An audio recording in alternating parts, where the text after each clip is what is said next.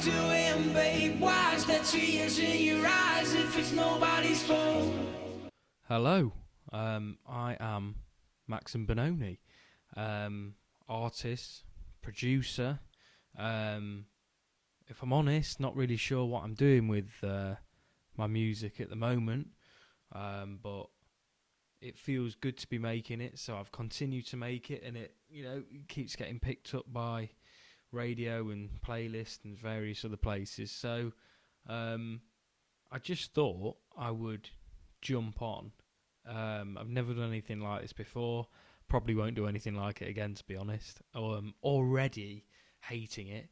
But I just wanted to jump on and basically show you how I made Casting Shadows, because I think that a lot of people face that block, that sort of mental block, saying, "Oh, I'm not good enough, I can't do this." I'm here to show you basically, if I can do it, anyone can do it. So the inspiration for Casting Shadows, funnily enough, actually came from Sabrina Carpenter and Espresso. I saw a video online all about how her song Espresso, the producer used like solely samples for it, and I was like, to be fair, I've not written a song in a long time, so I thought I'd try and go down that avenue with it. So if you've not heard my song Casting Shadows yet, I'll just give you a preview of the chorus. The face that I'll remember. Bridge. Maybe I don't know you. Maybe you don't know me. It's not that complicated. How did you ever get this far? The face that I'll... So that eventually was the chorus of Casting Shadows. So what you can see on the screen, if you're not au fait with music producing, is Logic, which is personally where I do all my producing. So that's what the eventual track sounded like.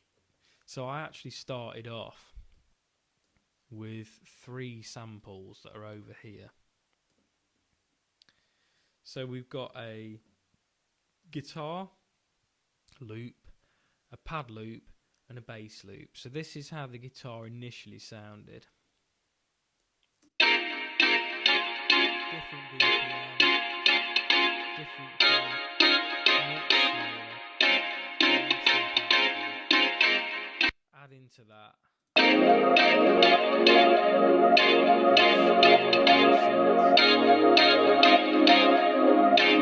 and then pop that bass in.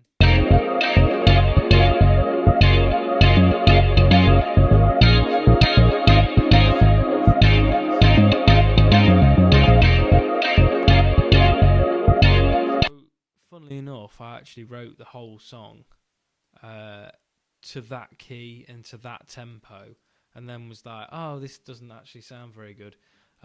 What can I do? So I actually bounced the whole song out, sped it up, and was like, this sounds so much better, but I sound like Alvin the Chipmunk.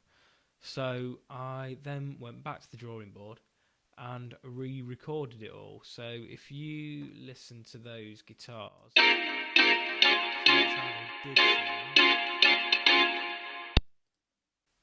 And then in Casting Shadows, a lot higher, got some French compression on there, just pumping it a lot quicker, which really, that was the starting point for me. It was fun. It felt funky to me. It felt really pop orientated. So then the next thing that I looked at doing was, for whatever reason, I mean, it sounds nothing like it whatsoever, but it reminded me of that Drake song, which I've forgotten the name of now. Just Hold On or something. So then I went on the look out for some drums, found this loop, and And I was like, yeah, that's funky. It's got a little bit of a swing to it. Nice. But it's still not quite there. So added a hi-hat. Now you get into that one. And then just to add some spice to it, I also added this, which is going on pretty much throughout the whole track. So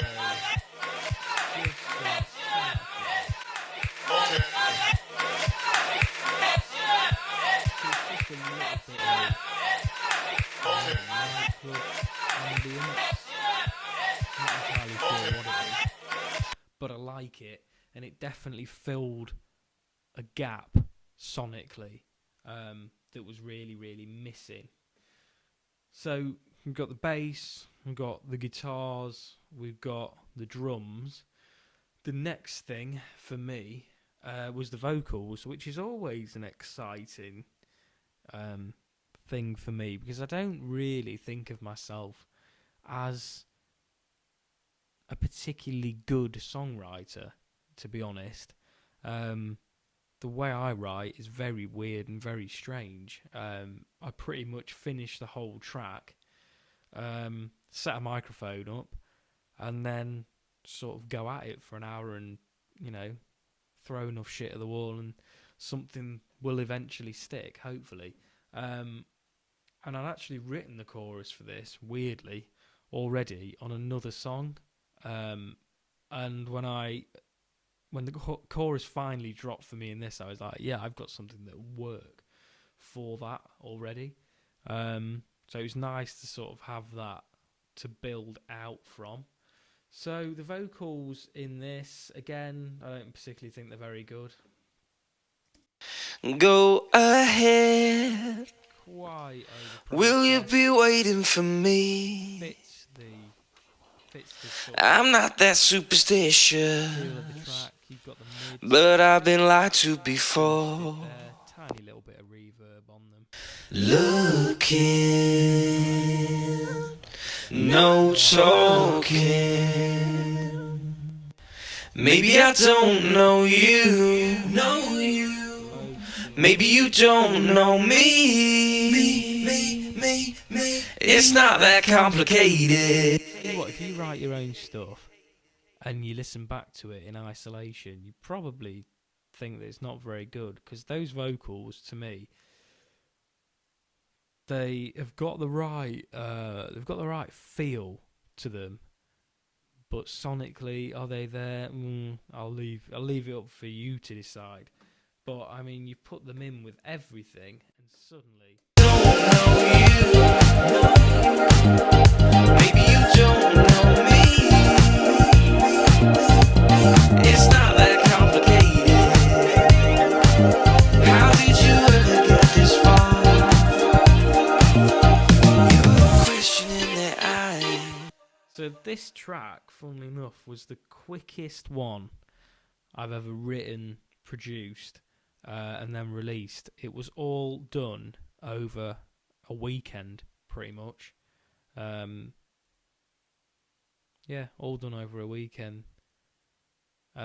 which is quick, but it's quite an enjoyable way of working. I think a lot of the times when I've written songs and other producers write songs, you get bogged down in the details, and then you get demo fever, where you get addicted to the way it was initially when you first did it, and you're constantly striving for that. With this way of working, what eventually did end up being released was, for all intents and purposes, basically a demo that just felt really good. And then, thankfully, the track has so far, it came out on the 20th, so we're only 2 days in as I'm filming this. But it's been featured on BBC Introducing, some local radio near me. So it's gone a little bit further than some of my other songs. But ultimately, I'm not entirely sure what I'm wanting to do with it all. But I just know that what I am doing, for me, feels pretty good. So that was a really, really quick whistle stop tour into how I went about producing the track, really. You know, quick, easy, simple. Some tracks can be, you know, a labour of love, but this one was just wham bam. Thank you, ma'am. I will just show you these pianos because these are probably can't really hear them on the mix. They just sit in the background really nicely.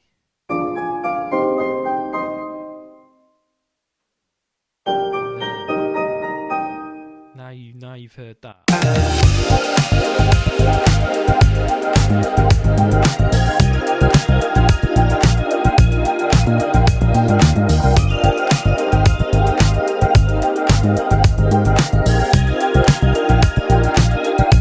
And they actually weren't a sample. I actually played those, so there is actually something of me in the whole production of this. But yeah, it's not. This track is certainly a way that I've not worked before. As I say, pretty much all the samples came from Splice. And some people get a little bit snobby about that. Some people think, you should write everything yourself, blah, blah, blah. And I just think, in this day and age, if you can make something that sounds decent and sounds good, then why wouldn't you? Whether it's samples, whether it's something else reincarnated, rehashed, why wouldn't you? There's so much shite out there at the moment that if you can make something that sounds half decent, not that I'm blowing my own horn, but it sounds decent, it sounds different, I think is the word I'd use. It's got its own sort of, I don't know, groove to it, which a lot of the stuff hasn't. I'm not hating on pop music at all, but there's not a lot of stuff that sounds different out there, and I think that this does. It's got a touch of Gorillaz on the vocals, those mid points being boosted, touch of SG Lewis here and there. It's just a really nice, funky, groovy tune, in my opinion. I mean, I wrote it, so I would think that. But yeah, that was a quick little dive into the way that I wrote Casting Shadows. If you've watched the whole video, thank you very much, because I've exhausted my vocabulary and all my speaking skills now. So I hope you enjoyed it, and I hope it's if anything, it's maybe inspired you to go away and have a bash and try and make a song as good as mine.